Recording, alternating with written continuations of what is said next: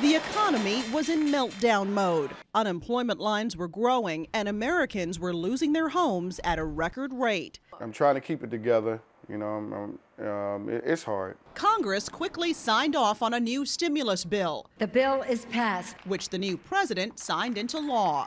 We have begun the essential work of keeping the American dream alive in our time. Despite the government's best efforts, 2 of the big 3 filed for bankruptcy. The GM that many of you knew is history. And Chrysler was pressured into an alliance with Italy's Fiat.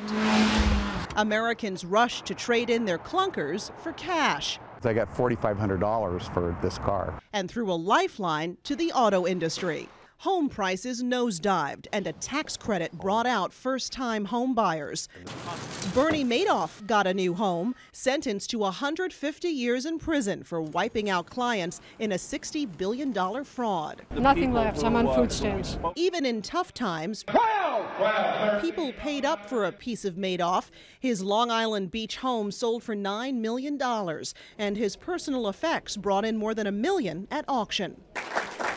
Then, on September 15th, the Federal Reserve declared the recession was behind us. From a technical perspective, the recession is very likely over. But tell that to the 16 million out-of-work Americans. The unemployment rate topped 10% to a 26-year high.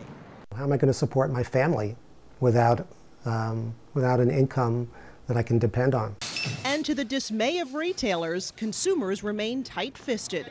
But the stock market flexed its muscle and clawed its way back from a bear market.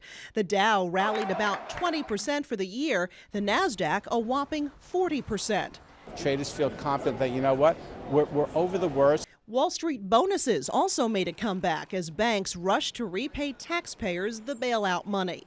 And fine jewelry was suddenly worth a lot more as gold prices cracked $1,200 an ounce.